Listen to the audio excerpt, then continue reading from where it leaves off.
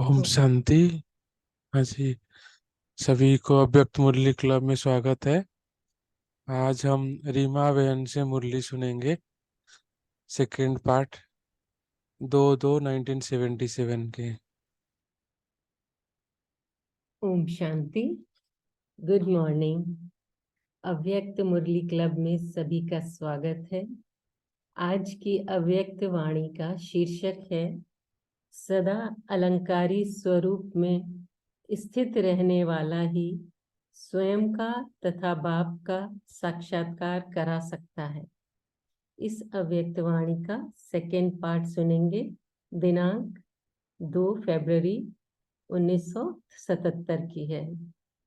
First part में बाप दादा हमें सदा अलंकारी मूर्त, पद्मा पदम भाग्यशाली, विश्व को रोशन करने वाले दीपक, बाप के सुमिरणी के मन के सदा के विजयी ऐसी स्मृति दिला रहे हैं और हम अपने कर्मों द्वारा अपनी तकदीर की लकीर श्रेष्ठ और स्पष्ट बना रहे हैं। आज सेकेंड पार्ट में बाप दादा हमें टीचर्स के रूप में देख रहे हैं। हम सभी टीचर्स हैं ना, तो बाप दादा टीचर्स के साथ मुलाकात कर रहे हैं। बाप दादा का शुक्रिया, अव्यक्त मुरली क्लब के सभी निमित्त भाई बहनों का शुक्रिया। तो बाप दादा टीचर्स की विशेषताएं बता रहे हैं।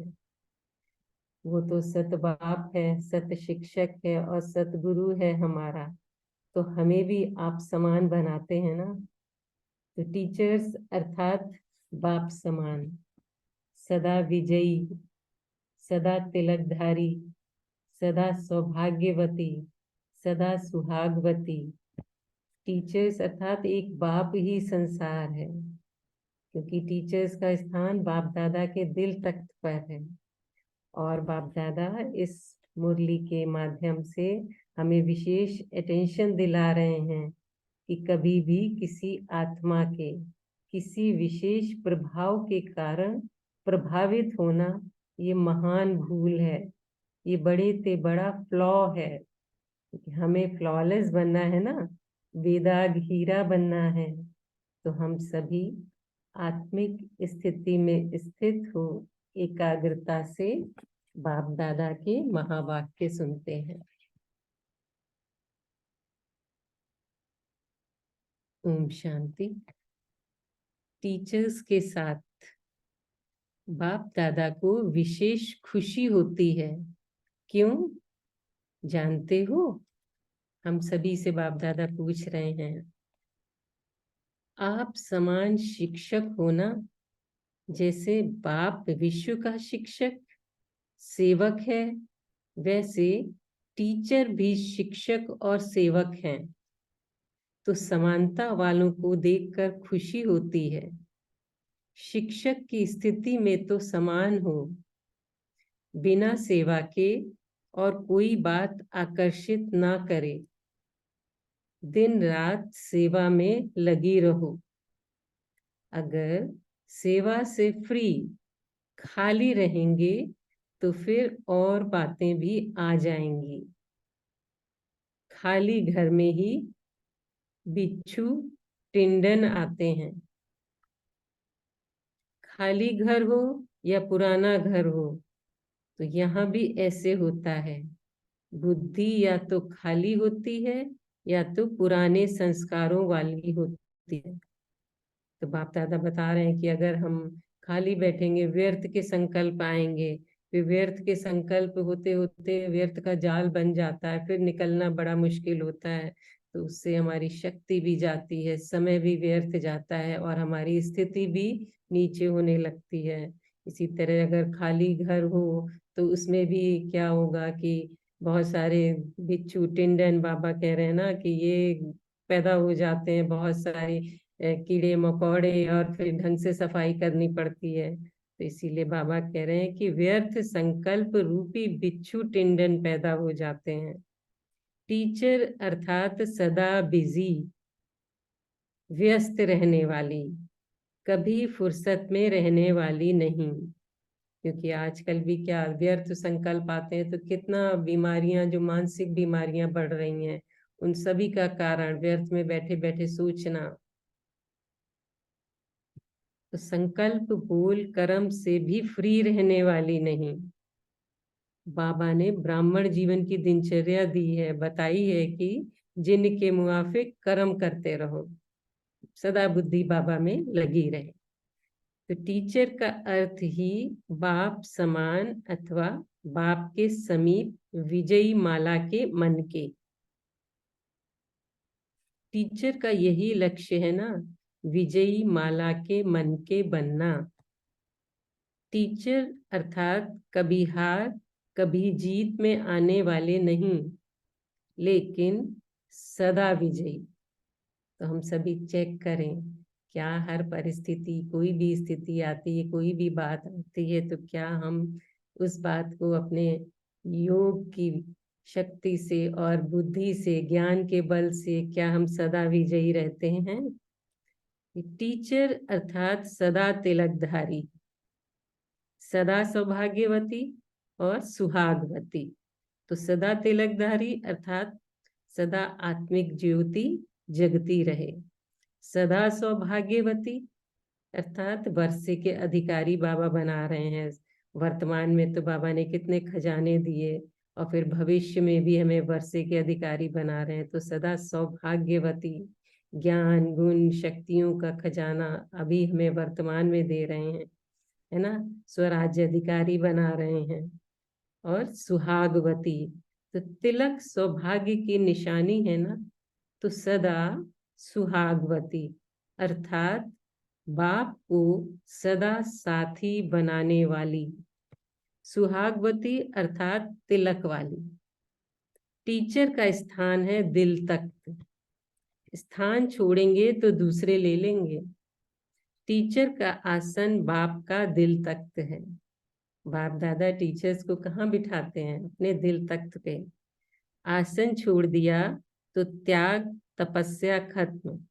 तो यह आसन कभी नहीं छोड़ना। जगह लेने वाले बहुत हैं, सभी को यही उमंग उत्साह होता है कि हम टीचर से आगे जाएं, टीचर फिर उनसे भी आगे जाए, तब तो दिल तख्त नशी होंगी। टीचर का छोटा सा संसार है ना, टीचर का संसार एक बाप ही है, अर्थात एक बाप से ही हमारे सर्व संबंध हो। माता पिता, बंधु, सखा, है ना, टीचर, सतगुरु, खुदा दोस्त, बच्चा, तो सारे संबंध हमारे एक टीचर से अर्थात सत बाप से ही हो। तो संसार में क्या होता है? सर्व संबंध होता है, वैभव होता है। यहाँ सर्व संबंध की प्राप्ति बाप से है छोटा सा संसार, लेकिन संपन्न और शक्तिशाली है। इस छोटे से संसार में कोई अप्राप्त वस्तु नहीं, सर्व संबंध बाप से। ऐसे नहीं, पिता का संबंध है तो माता का नहीं, माता का है तो बंधु का नहीं। अगर एक भी संबंध की प्राप्ति बाप से न होगी तो बुद्धि दूसरे तरफ जरूर जाएगी। अंडरलाइन। हम सभी चेक करें, क्या हमारे सर्व संबंध एक बाप से ही हैं?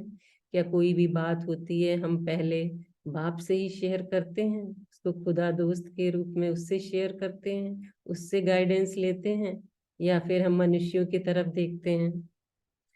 बाप से सर्व संबंधों का अनुभव होना चाहिए, नहीं तो दूसरा संबंध अपनी तरफ खींच लेगा। सारा संसार ही एक बाप हो गया तो सब रूप हो गया ना। इसको कहा जाता है नंबर 1 टीचर,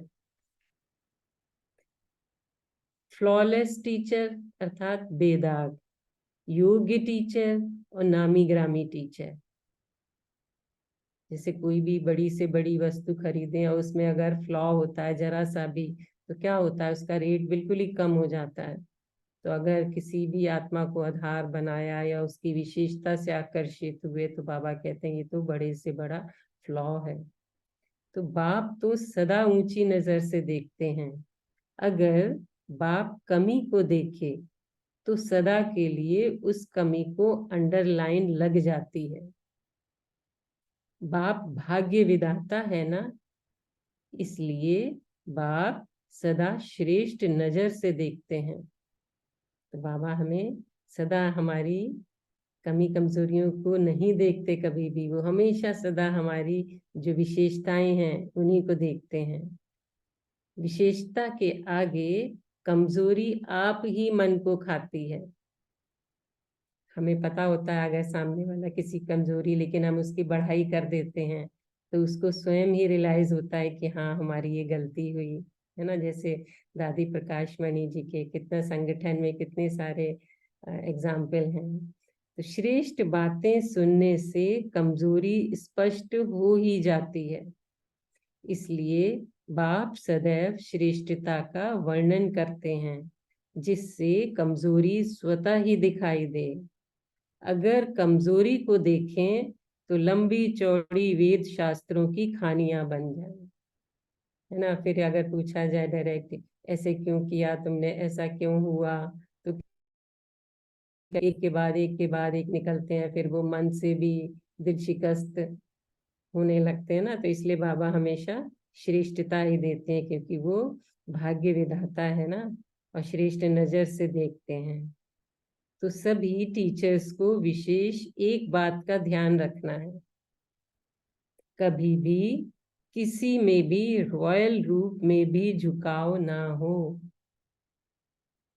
किसी भी आत्मा के गुणों की तरफ, सेवा सहयोग की तरफ, बुद्धि की तरफ, प्लानिंग, जो प्लानिंग बुद्धि कहते हैं ना कि इनकी तो बड़ी प्लानिंग बुद्धि, हर चीज इन्हीं से पूछें, जो योजना बनाते हैं, की तरफ झुकाव नहीं हो। उसी को अपना आधार बनाने से झुकाव होता है।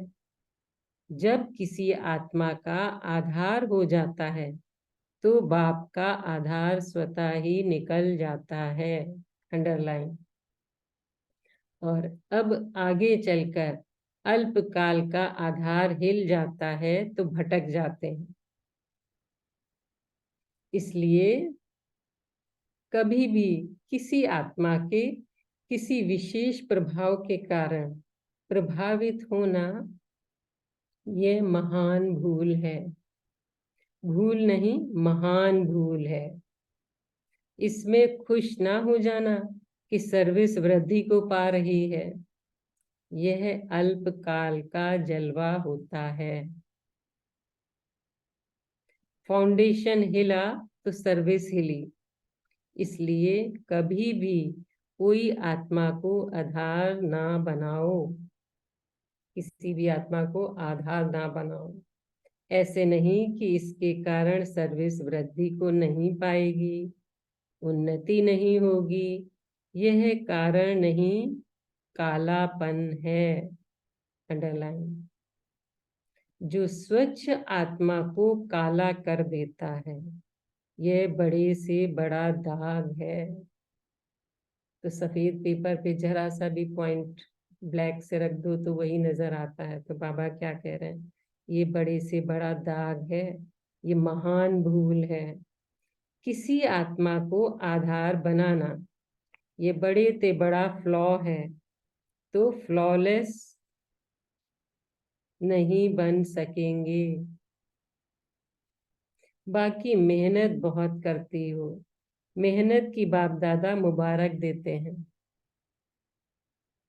सुनाया ना कि शास्त्रों की कहानियां भी बहुत होती हैं जिनका कोई फाउंडेशन नहीं।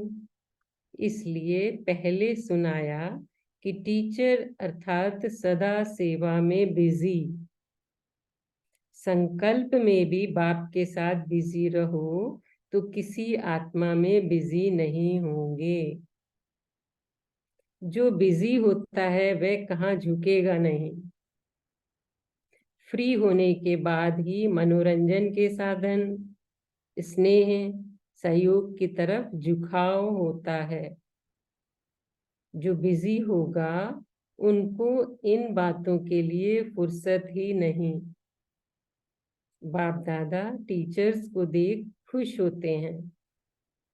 हिम्मत, उमंग, उल्लास तो बहुत अच्छा है, कदम आगे बढ़ा रही हो, लेकिन अपने कार्यों की कहानी का शास्त्र नहीं बनाना।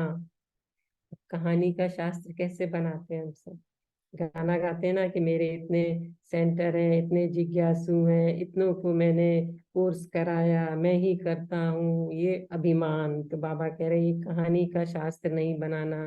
कहीं सेवा के लिए गए तो वहाँ बहुत अच्छी सेवा हुई, ऐसे ऐसे मैंने किया।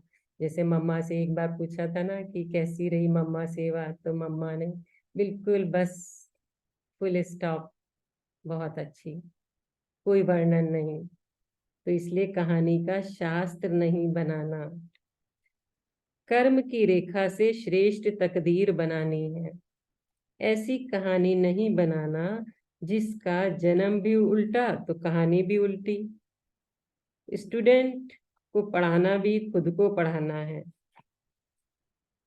टीचर से रू रिहान करना बाप दादा को भी अच्छा लगता है। फॉलो करने वाले तथा समान वालों से ज्यादा स्नेह होता है। जिससे स्नेह होता है उसकी छोटी कमजोरी भी बड़ी लगती है। तो बाप दादा हम सभी को नंबर 1 टीचर देखना चाहते हैं, इसलिए इशारा देते हैं हम कितने समीप हैं, देखना है, सभी को चेक करना है कि जो नंबर 1 टीचर की विशेषताएं क्या होती हैं, हम उसके आधार पे क्या फॉलो कर रहे हैं बाप दादा को। हम कितने समीप हैं देखना है। तो अमृत वेले दर्पण स्पष्ट होता है। टीचर्स सेल्वेशन देने वाली बन गई ना, लेने वाली नहीं। टीचर्स से पूछने की आवश्यकता नहीं कि खुश राजी हो, सदा खुश रहो और सेवा में वृद्धि करती रहो। परंतु जब बाहें लड़खड़ाती हैं तो ये सीन भी अच्छा लगता है। जैसे बाबा ने फर्स्ट पार्ट में कहा था ना कि हमारे जो 4 अलंकार हैं, है ना, तो एक अलंकार उठाती तो दूसरा छूटता है ना। तो क्या, गदा, शंख, कमल, है ना। तो इस तरह बाबा ने कहा कि जैसे कभी सुदर्शन चक्र को ठीक करती तो शंख छूट जाता है, शंख पकड़ती तो कमल छूट जाता है।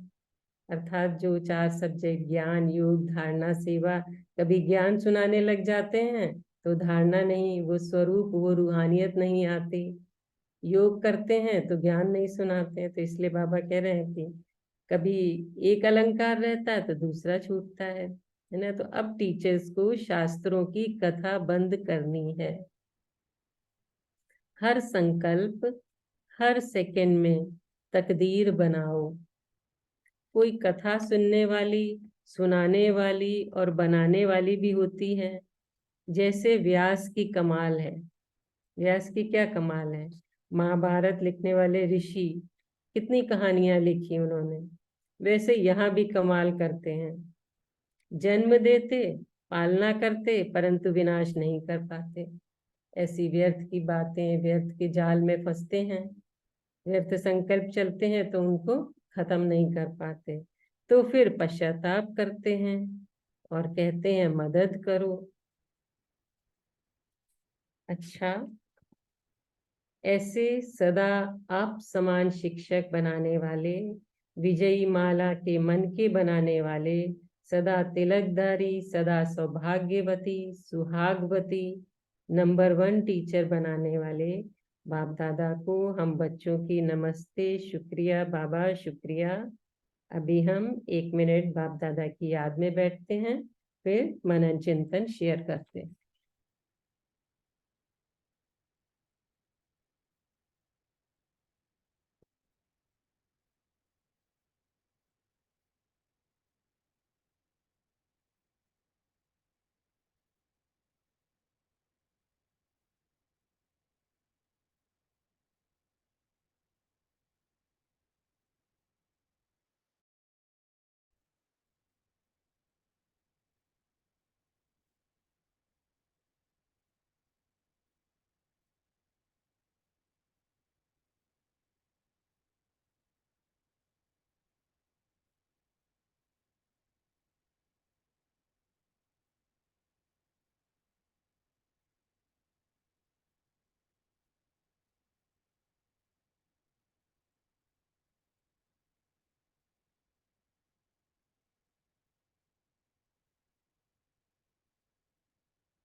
ओम शांति।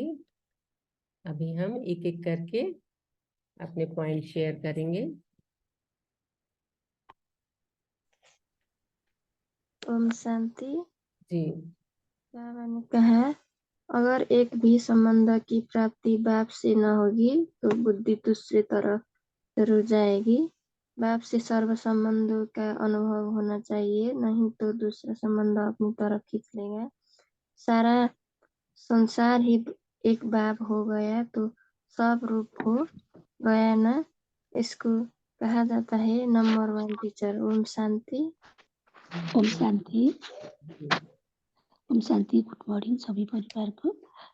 बाबा ने आज कहा है, टीचर अर्थात सदा बिजी रहने वाली, कभी भी फुर्सत में रहने वाली नहीं है। संकल्प बोल कर्म से भी फ्री रहने वाली नहीं। टीचर का लक्ष्य ही विजयी माला की मुर्गी बनना है। ओम शांति।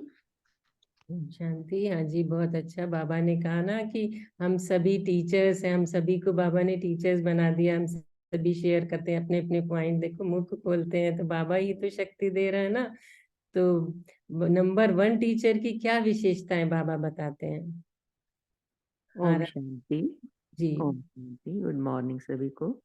तो आज बाबा मुझात्मा को शिक्षक स्वरूप में देख रहे हैं।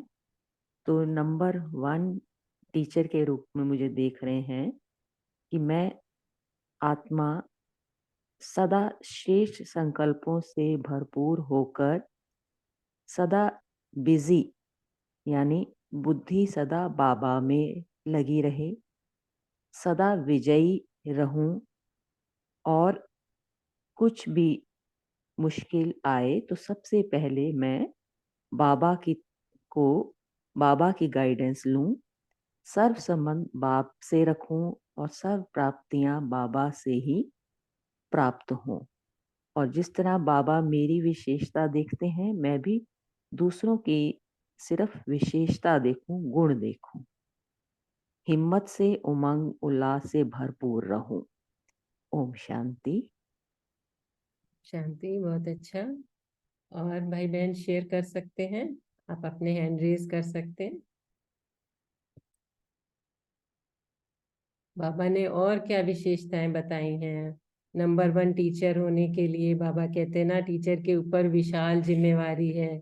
उनका हर संकल्प, हर कदम पीछे सोचना चाहिए कि मेरे पीछे कितनी जिम्मेवारी है। अनेकों की आशीर्वाद मिलती है। जो कर्म हम करेंगे, हमें देख और करेंगे। तो हम भी अपने घर में भी तो हम टीचर है ना, कि हम जो कार्य करते हैं हमारे परिवार वाले नोटिस करते हैं। जी भाई जी, जाधव जी आप शेयर कर सकते हैं।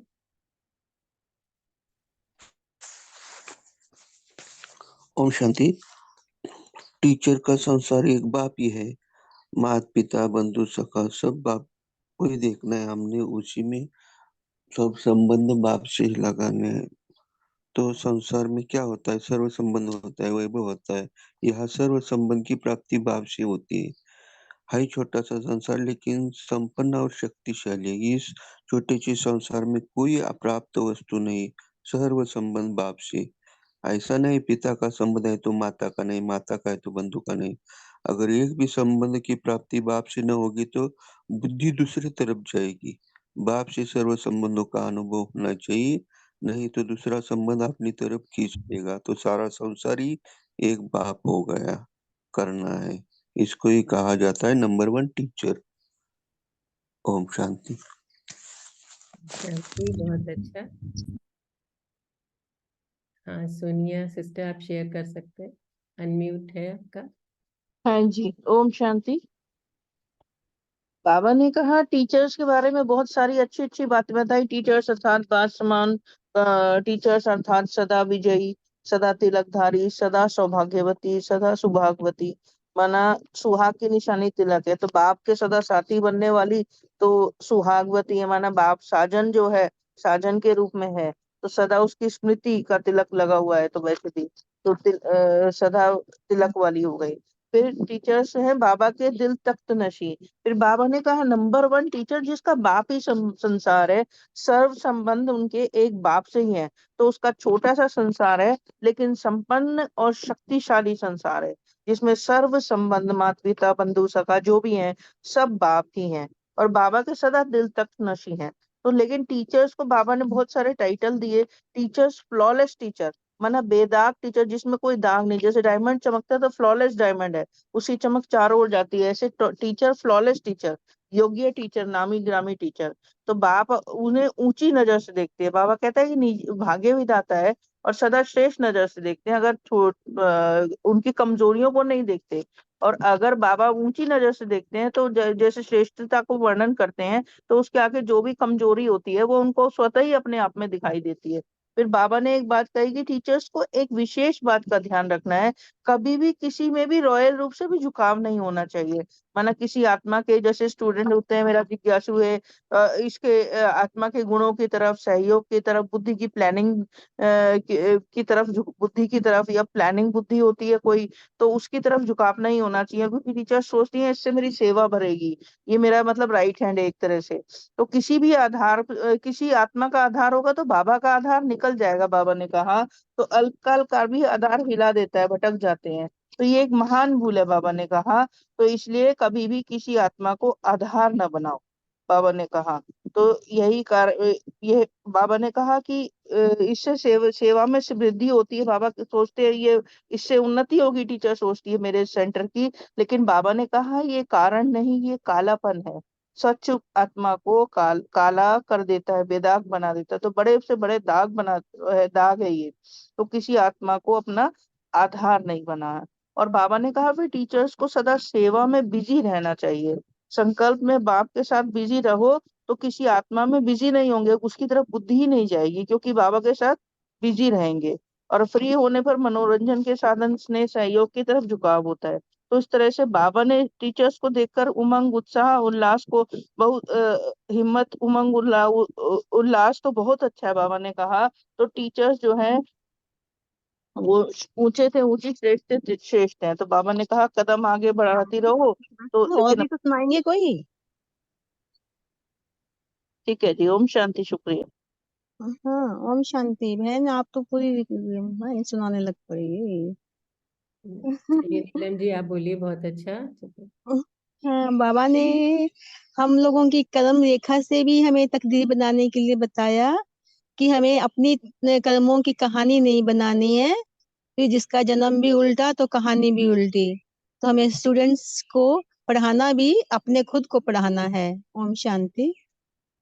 जी बहुत अच्छा है कि स्वयं का, जब हम किसी को अगर कोर्स भी कराते हैं तो स्वयं का भी रिवाइज होता है ना, कई पॉइंट्स जो हमें स्वयं ही समझ में आते हैं कि हाँ ये तो अच्छा है। तो जितना हम कराते जाते हैं कोर्स, उतना ही सफल टीचर और टीचर नंबर 1 बनते जाते हैं। बहुत अच्छा। और जादव जी आपका हैंड रेज है, आपको बोलना है कुछ? ओम शांति, मैंने बता दिया। ओम शांति। Thank you. भाई बहन शेयर करना चाहते हैं नंबर 1 टीचर और क्या क्या विशेषताएं होती है नंबर 1 टीचर्स की? बहुत सारी विशेषताएं। बाबा कहते हैं ना कि फॉलो फादर नहीं तो सफल टीचर नहीं। नंबर 1 टीचर की निशानी संतुष्ट रहना, सर्व को संतुष्ट करना। टीचर बनना अर्थात लॉटरी लेना। टीचर बनना अर्थात संपन्न, विघ्न विनाशक, महादानी, वरदानी। तो ऐसे और क्या क्या निशानियां होती हैं सफल ओम टीचर की? जी ओम शांति। ओम जी शांति। जी जी, आज बाबा ने एक और बहुत अच्छी बात बताई कि जो कथाएं हमने भक्ति काल में सुनी हैं, तो कथा यानी कि ये भी एक ऐसा मनन चिंतन चला कि बाबा हमारा सारे, हम समझ लेते हैं कि हम तो कुछ काम करके सेवा करके आए, सफलता हुई तो उसका वर्णन आके खूब डिटेल में करते हैं। जबकि यहाँ मुझे लगा कि बाबा इशारा कर रहे हैं कि ये भी आपकी शक्ति व्यर्थ कर रही है, ये हमारा वक्त भी और दूसरों का भी खराब कर देते हैं जब हम उसको पूरी कहानी और पुराण बना के सुनाने लग जाते हैं। तो इसका हमें ध्यान रखना पड़ेगा कि बस टू द पॉइंट वाली बात हो, और उसको करने के बाद टीचर्स हैं, अगर हम सब भी हैं, तो वो करके और इशारा ही बहुत हो जाता है जिसमें सब समझ जाते हैं। तो ये पॉइंट आज मुझे बहुत ही अच्छा लगा कि शॉर्ट में और स्वीटली आंसर, जैसे आपने भी कहा कि मम्मा कहती थी हाँ अच्छी हुई। तो ये बहुत अच्छा पॉइंट है टीचर्स का भी और हमारे लिए भी। अपनी ताकत को बचाने के लिए, वक्त को बचाने के लिए उतना वक्त बाबा चाहते हैं कि हम बाबा के साथ जुड़े रहें। क्योंकि आज बाबा ने कहा तिलक सौभाग्य, यानी तिलक लगा हुआ है तो ये निशानी है लौकिक में भी। जिसका बिंदी लगी है तो कहते हैं सुहागन है, यानी तिलक मानी बाप के साथ मेरा जुड़ा हुआ, कंबाइंड रखते हुए जब हैं तो हम सौभाग्यवती हैं ही हैं, वहां से वो सब प्राप्तियां हमें होती हैं। ओम शांति। ओम शांति, बहुत अच्छा। और भाई बहन शेयर कर सकते हैं अपने पॉइंट्स। ओम और शांति। जी बाबा ने आज कहा कि जो टीचर है वो टीचर का मतलब है यही है कि सदा बिजी रहना। बाबा ने एक बड़ा अच्छा एग्जांपल दिया कि अगर खाली रहेंगे तो जैसे खाली घर में बाबा ने बोला कि बिच्छू टंडन आ जाते हैं। अगर हम भी मतलब बिजी नहीं रहेंगे तो हमारे में व्यर्थ चिंतन चलेगा। और बाबा ने बोला कि टीचर्स का जो है संसार बहुत छोटा है, बाबा का दिल तख्त में रहना है, सदा सेवा में बिजी रहना है। ओम शांति। ओम शांति, बहुत अच्छा। ओम शांति। जी बाबा ने आज जैसे नॉर्मली तो हम जानते ही हैं बाबा बहुत ही ऊंची नजर से हम बच्चों को देखते हैं। तो बाबा ने विशेषकर इस मुरली में उसको अच्छे से स्पष्ट किया है। तो बाबा ने कहा कि बाबा जो है सदा ऊंची नजर से देखते हैं। अगर बाप की कमी को देखें तो सदा के लिए उस कमी को अंडरलाइन लग जाती है। तो क्योंकि बाबा जो है भाग्य विधाता है, तो यहाँ पे हमें एक पॉइंट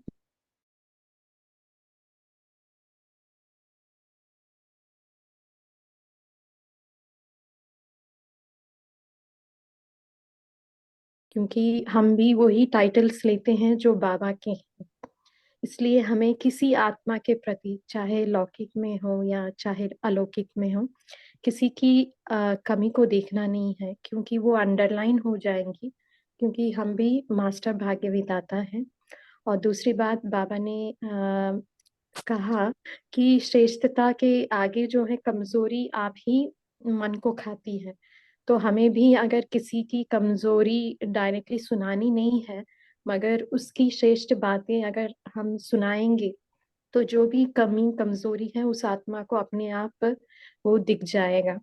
तो इसलिए बाबा सदैव श्रेष्ठता का वर्णन करते हैं, जिससे कमजोरी जो है स्वतः ही दिखाई दे। तो हमें भी अगर किसी को कुछ कहना है तो पहले हम उसके श्रेष्ठ बातों को सुनाएं, तो अपने आप उस आत्मा को अपने आप से ही रियलाइजेशन हो जाएगा। क्योंकि दोनों ने, मम्मा ने और बाबा ने, ये प्रैक्टिकली किया था बच्चों के साथ। जब यज्ञ में कुछ भी हो जाता था तो मम्मा भी बहुत प्यार से बच्चों को उनकी विशेषताएं पहले सुनाती थी। तो अपने आप बच्चों को रियलाइज हो जाता था कि मेरी कमी कमजोरी क्या है। तो इसी तरह हमें भी फॉलो मम्मा और बाबा करना है। तो ये दो बातों को बाबा ने बहुत ही डिटेल में, ताकि हम, क्योंकि ये बातें हमने बहुत बार बहुत मुरलियों में सुनी है, मगर इस मुरली में क्योंकि बाबा कहते हैं ना टीचर्स माने बाप समान, तो बाबा किस तरह से हैंडल करते हैं वो बहुत ही इस पैराग्राफ में बाबा ने समझाया। तो और बाबा ने एक और बात भी की, अगर कमजोरी को देखे तो लंबी चौड़ी वेद शास्त्रों की कहानियां बन जाएंगी। तो इसी तरह हमें भी फॉलो मम्मा और बाबा करना है और बाप समान बनना है। ओम शांति। शांति, बहुत अच्छा। बाबा कहते हैं ना कि कोई कितना भी काला कोयला हो, लेकिन आप क्या हो, आप हीरा हो, और सामने वाले को भी हीरा देखो। अगर आपने उसकी कमी कमजोरी देखी तो आप पे दाग लग गया, तो हमें बेदाग हीरा बनना है ना। और भी क्या प्रिंसी सिस्टर आप शेयर कर ओम सकते हैं? शांति जी, गुड मॉर्निंग सभी को। मेरे जो चिंतन चल रहा था टीचर्स के लिए, तो बहुत पॉइंट्स हमने शेयर किए हैं। तो मैं थोड़ा सा टॉपिक चेंज कर रही हूँ। बाबा ने यहाँ अलंकारों की बात की है कि मेरा वही पहले टॉपिक पर ही चिंतन चल रहा था कि बाबा ने कहा है कि हमें अहंकार को खत्म करना है। तो सिर्फ एक शब्द को याद रखें कि हमें अलंकारों को धारण करना है। तो मेरा यहाँ चिंतन चल रहा था कि हम इसको प्रैक्टिकली कैसे अपने जीवन में अप्लाई करें। देह अहंकार कहाँ पर हम प्रैक्टिकली एक एग्जाम्पल से कोई समझाएं कि वहां हम अलंकार को हमने धारण किया तो वहां हम कोई न कोई परीक्षा आती है तो वहां हम सफल हुए। तो ऐसा है कोई प्रैक्टिकल एग्जाम्पल जहाँ हमने जो बाबा ने कहा अलंकारों को हम धारण करें, तो प्रैक्टिकली कैसे हम उसको समझेंगे। ओम शांति जी। ओम शांति। ओम शेयर करना शांति। चाहते हैं जी, शेयर करिए। शांति। आज बाबा ने मुझे जो पॉइंट अच्छी लगी मुरली से कि सारे संबंध बाप के साथ आप अनुभव करें, चाहे माता का, पिता का, चाहे बंधु का, सखा, चाहे बच्चे का। तो मैं पहले जैसे बच्चे का संबंध नहीं विजुलाइज करती थी या बना पाती थी, तो फिर बीच में ऐसा लगा कि हाँ मतलब एक बात की कमी है, मतलब कि हम अपने ही बच्चे से ज्यादा मोह है या कुछ भी है, चिंता भी है तो मैं करने वाली हूँ। तो फिर उस गैप की अनुभूति हुई तो लगा कि हाँ बाप सच कहते हैं कि हर हर संबंध की अनुभूति एक बाप के साथ ही करनी है, बाबा के साथ करना है, और बाबा मेरा साथी है, और तभी सारा संसार ही एक बाबा हो जाएगा। और बाबा फिर सारे रिश्ते, परिवार, सभी लौकिक अलौकिक वही देखते हैं, तो हमें सिर्फ बाबा के साथ ही संबंध जोड़ना है। ओम शांति। ओम शांति। बहुत अच्छा। और जो अभी प्रिंसी सिस्टर का प्रश्न था कि चारों अलंकारों को कैसे हमें साथ में धारण करना है, कोई शेयर करेंगे? ओम शांति। जी। बाप ने कहा है ना आज की मन बुद्धि को बिजी रखना, मतलब संकल्प में भी चंचला करना है, तो हर चीज में बिजी रहना। जब हम बिजी रहते हैं ना, मना से दर्शन के प्रति आने में हम बिजी रहते हैं। संपन्न सिस्टर, आपकी आवाज थोड़ा ब्रेक हो रही है।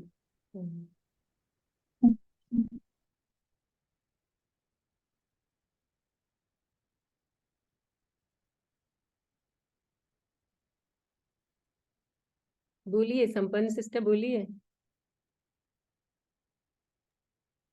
ओम शांति। जैसे बाबा ने कहा कमल पुष्प समान न्यारा प्यारा, ये भी तो हमारा एक अलंकार है ना कि कमल के समान हमें हमारा जीवन बनाना है। तो वो तो केवल तभी बनेगा ना जब सारे संबंध हमारे बाबा के साथ, और क्योंकि बाबा के साथ प्यार होना ही हमें इस दुनिया के संबंधों से न्यारा कर देता है। किसी के प्रति कोई चाहत ही नहीं रहती है, हम निभाते हैं सारे संबंध लेकिन प्यारे बनते बाबा के। और जो ऐसी स्थिति में रहता है ना, वो दिल तक से नशीन रहता है, और दिल तक बैठने के कारण फिर हमारे हमारे सामने आखिर तक विजयी बनते हैं। तो माना उधर अलंकार भी धारण किया, फिर शंख ध्वनि, बावन का विधि रहना है, अपने आप को बिजी रखना है बस। तो हर वक्त सेवा में बिजी रखो, चाहे वो ज्ञान सुना कर करो, चाहे वो ज्ञान धारण करवा के करो, चाहे वो अन्य किसी सेवा में करो, मतलब ज्ञान का यूज करते हुए आपको अपनी जीवन शैली चलानी है। तो वो शंख ध्वनि वो हो गई। तो ये सारी चीजें यहाँ पर आ जाती है, शंख चक्र गदा और पतंग। तो यहाँ पर बाबा ने वो सारी बात हमें बता दिया है कि किसी की तरफ भी अपना प्रेशर नहीं होना चाहिए, लगाव झुकाव नहीं होना चाहिए, इसलिए बिजी रखो अपने आप को। और ये जो बेसिक हाँ, एक पोल लॉन्च हुआ है, सब लोग पोल भी अपना अपना वोट कास्ट करेंगे इसमें।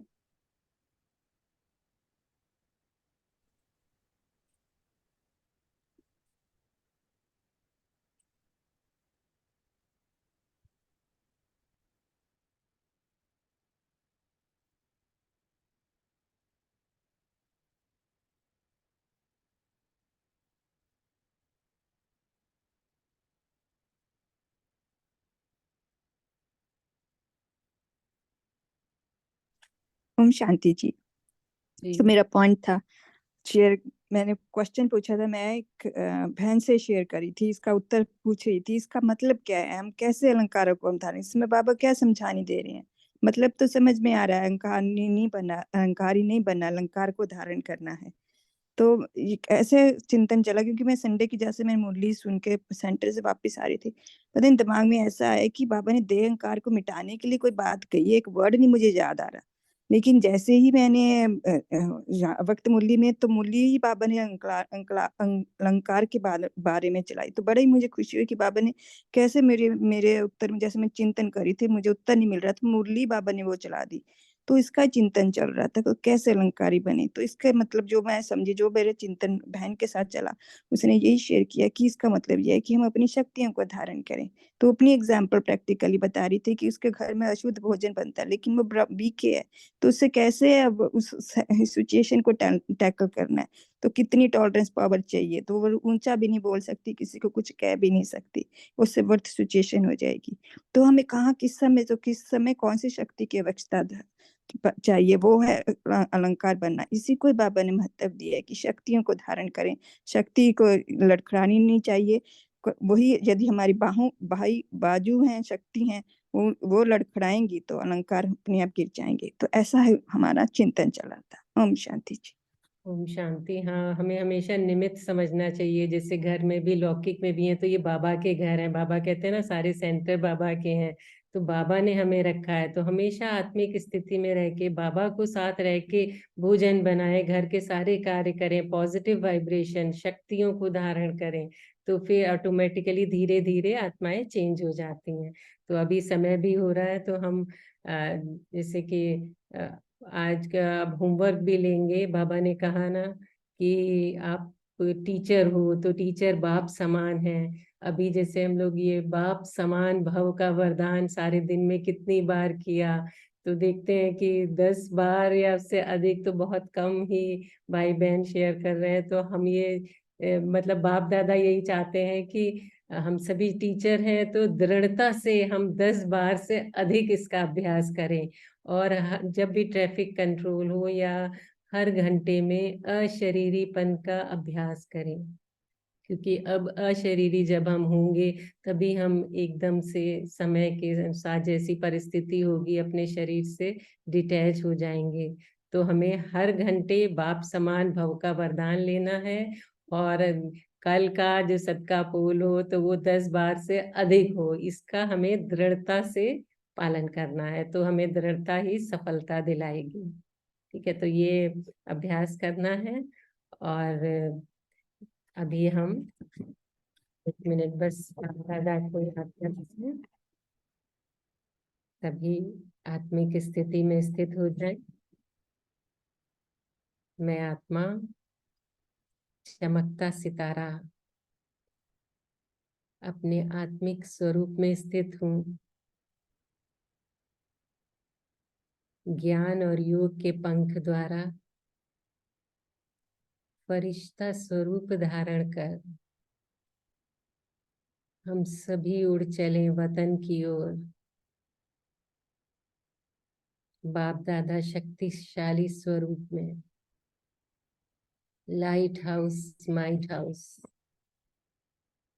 बाप दादा के मस्तक से नैनों से शक्तिशाली दिव्य शक्तियां हम सभी के ऊपर पड़ रही हैं। सभी अनुभव करें। इन दिव्य शक्तियां लेकर फरिश्ते पहुंच जाते हैं विश्व की सभी दुखी अशांत आत्माओं को सकाश देने। विश्व की उन आत्माओं को सद्बुद्धि का दान दे रहे हैं जो परस्पर शत्रुतावश एक दूसरे से युद्ध कर रहे हैं। हम सभी फरिश्ते शांति की युद्ध की विभीषिका का दृश्य अति कष्टदायक है। कहीं प्रकृति द्वारा अर्थक्वेक हो रहा है।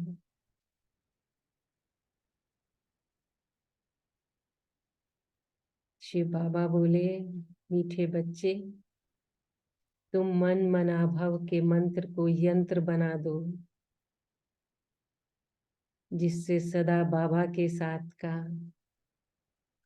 तथा बाबा के पास रहने का अनुभव होता रहेगा और तुम्हें दुख की भासना नहीं आएगी। बाबा के मधुर महावाक्य मेरे कानों में गूंज रहे हैं। बाबा बोले, मीठे बच्चे, अब अंतिम समय के महत्व को जानो। और बाप दादा ने बाप समान भव का वरदान दिया और हम सभी फरिश्ते वापस इस देह में अपने कर्म क्षेत्र पर वापस आ जाते हैं।